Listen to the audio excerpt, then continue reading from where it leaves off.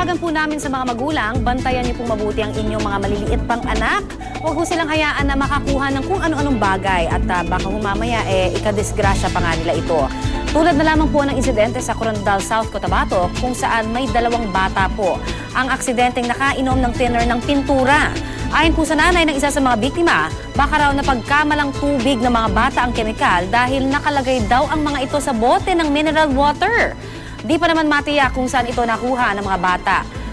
Naisugod naman daw agad ang isa sa mga bata sa ospital matapos mahilo, manakit ang tiyan at magsuka. Problema ngayon ng mga magulang ang panggastos sa ospital. Maayos naman po ang lagay ngayon ng isa pang batang nalason.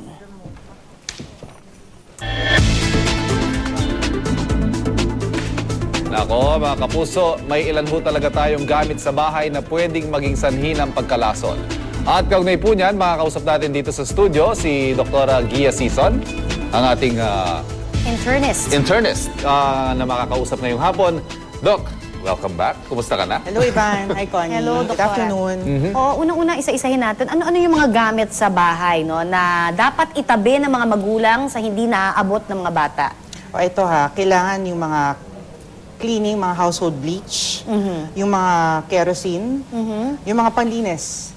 Basically, yung mga liquid, iligay yan sa lugar na matataas na hindi maaabot ng bata. Mataas at yung nakalock, properly lock.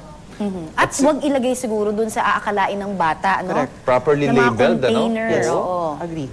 So, may mga indikasyon tayo syempre na kailangan tandaan din, ano? Partner, yung mga pagkalaso na yan, di ba? Nababalita natin yan Miski yung asido, minsan na-aksidente rin yan. Lalo na yung bata, hindi naman niya agad sasabihin. Minsan matatakot pa yan na baka mapagalitan pa. Ano-ano ho yung mga indikasyon, Doc, na teka, mukhang may nainom to na hindi niya dapat nainom? Yung amoy niyan is very characteristic, yung amoy. Tapos yung bata, kapag sobra na inom, magsusuka yan. Yung worst that can happen is yung magsuka ng dugo. Okay. That's the worst. So again, kailangan dalhin sa pinakamalapit na ospital ang mga ganyan huwag mag-a-apply ng sariling remedyo kasi yun rin yung isang problema Yung pag nagsuka ng dugo, Doc, ibig sabihin nun may injury na sa loob, Yes. ganun ba? Pero Yes. ano ang pwedeng gawin in the meantime habang dinadala syempre yung pasyente sa ospital? Meron ba mga first aid tayong dapat malaman? First aid-wise, pagka dito sa case na to na kerosene or thinner, hindi pwedeng mag-CPR yung life kasi pwede mo matransmit sa sarili mo. So you just have to bring to the nearest hospital, tas sa amin oxygen kaagad. Oxygen mula sa ospital. Yung thinner, halimbawa, itong kaso na to, gaano karami para maging fatal? Anong quantity? Wala ko yung exact amount, no? But of course, the bottle, yung typical bottle, that can cause na yung parang symptoms of yung pagsusuka. Yung kasi itong kaso na to, I'm not sure kung ano yung update, kung natuluyan ba na pero nasa hospital nakakamatay. ba yung Pero bata? nakakamatay talaga, no? Lalo na siguro kung excessive amount. Yes, definitely. Oo. So ano kung pwede nating paulit-ulit na paalala na naman sa ating mga magulang para maiwasan po ito? Okay, number 1, again, iligay sa talagang safe place na nakasarado, properly labeled. Huwag nyo ilalagay sa mga deceiving na mga container. Tulad niyan, mineral water, ilalagay doon. Siyempre, pag bata ka, hindi mo alam na... Totoo. Oo. yung Kahit pala- na matanda Thinner yun, saka kulay tubig. tubig. Correct. So, yun. Basta, properly sealed and labeled.